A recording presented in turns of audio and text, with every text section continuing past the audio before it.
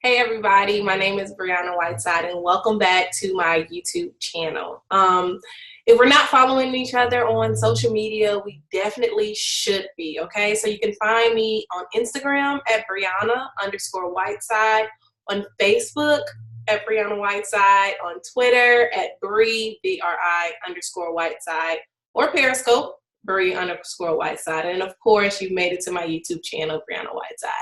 So this video is for the graduate student. I wanted to talk to graduate students who are writing their dissertation and may feel some type of anxiety surrounding it. I know that when I was approaching the dissertation stage, I had a bit of anxiety surrounding it, and it was because I was listening to other people tell me their horror stories surrounding it and, how hard it was and everything like that. And, it is a difficult task. I don't want to minimalize the difficulty that goes along with writing a dissertation, but it is possible.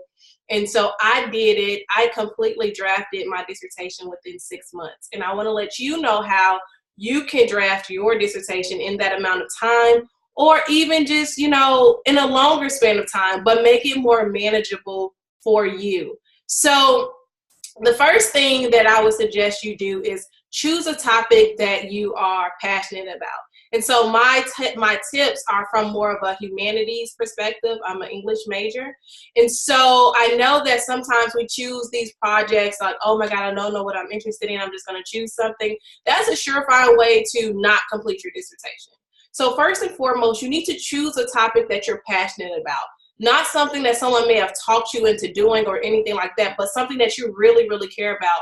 For me, I started writing on my author in my master's program. I learned about her in the master's program. I really fell in love with her work, and I've been working on her ever since. However, I have not written my dissertation on her. I didn't start writing the actual dissertation on her until I got to that stage. So my passion surrounding this author and her work really helped me to continue going when I didn't want to continue on, right? So that is one of the first and foremost important things that you can do. Choose something that you really care about and that you really love.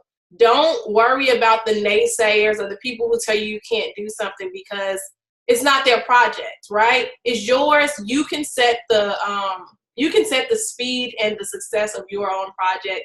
Don't worry about if people don't necessarily believe in it. If you believe in your work and if you believe in what you can do and you're going to do what you set out to do, it's completely okay, okay? The second thing is try to engage with your topic in every class. Now, I know we have our set core classes in every graduate program. It may, some of the topics and the discussions may not be, what you're writing on. I know for me, being in English, I had to take classes on, sometimes medieval things and, detective fiction and things that didn't really necessarily have anything to do with what I was writing about. However, I always try to think about how can I make my author, the one who I'm interested in, central to this class.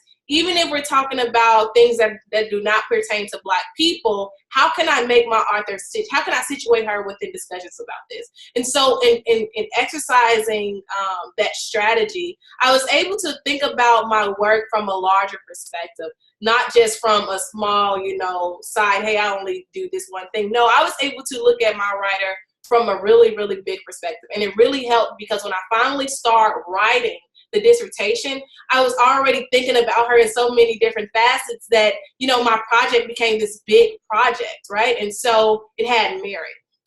The third thing that I would say is think about your argument before you write. For me, I generally start thinking about a writing topic maybe 2 months before I actually sit down to compose the piece, right?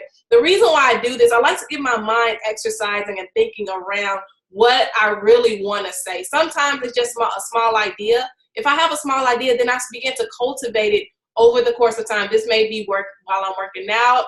I may be driving, but I'm always thinking about it. I may listen to lectures that pertain to some type of angle that I'm thinking about. Like, you should always think about what you want to write and what you set out to do. If you do, when you finally sit down, you'll have a better understanding of what it is that you've been thinking about. The fourth thing is Write every day, even if the draft is bad. Okay, so a lot of people that I talk to say, hey, you know, I have writer's block, or I have this anxiety surrounding writing. One thing that helps me is that I'm a public writer, so I may blog about it. You may not want your ideas out there in the world, and that's okay, but I would suggest you create a space where you write about it. That doesn't mean you have to publish it, but you have to get into the habit of seeing your works on screen. And so when you write about it and you think about it and you engage with the text, then you'll begin to, you know, get over the writer's block or whatever anxiety you may be feeling. Now, all of my first drafts and maybe even the second draft generally are bad. I'm just going to get that out there. I remember one time I had written a 41-page introduction to my dissertation, and I thought that this thing was the holy grail. You know, I worked really hard. It took me a month to compose it, and, you know, I was writing. I turned it into my dissertation chair, and she emailed me, come see me on Friday. And I already knew what that meant. It was trash. It was not good, and it's okay if your first draft is not good, okay? Don't think you're gonna come out of here and just, you know, you're gonna sit down, you're gonna draft something that's gonna be the end result. No, great writers in English or in whatever, however you're writing, they go through multiple drafts. And because the first one is generally trash, it's generally something that you need to get it out. You need to get it out of your head. You need to see it on paper. Don't hold yourself hostage to, oh my God, this thing isn't perfect. Absolutely not. It's not going to be perfect. Someone's always going to find a way to make your argument better or your writing better or point out the weaknesses in your project, and that's okay. So you need to get in the habit of writing every day. Maybe you should compose a writing schedule. I know I work towards my dissertation almost every day. If I didn't work towards it every day, it was probably because something else came up and I had another project that I had to get done. But I wrote every day, or I thought about it every day, or, you know, I did something geared towards it. I did some type of research. So you need to do that every day. The fifth thing I would say is once you finish one chapter, go ahead and submit it to your dissertation chair, and then take a small break and start on the next chapter. So I generally took a week break between my drafting. Some drafts took a shorter time to write than others because I had been thinking about them for so long. But some drafts did take me a long time to do. But when I finished the draft and I let it go cold, which means I didn't look at it for a couple of days, went back, did my form of editing, submitted it to my chair. Instead of waiting for her to give me that chapter back, I went ahead and started a new chapter. Because one thing you don't want to do is take time and waste time waiting for the draft to come back. You want to keep producing. You want to keep this ball rolling, because that's the only way you're going to complete this project. You want to keep doing it. And so these 5 things worked for me, you know, because I am not a quitter. I don't stop in the middle of a project. I really like things to get done. And so I set out to complete this goal. And I did. I submitted my last chapter to my dissertation chair on December 31st. And I got my revisions back up last week. And I'm going to revise it, and some chapters I have to resubmit, some I don't.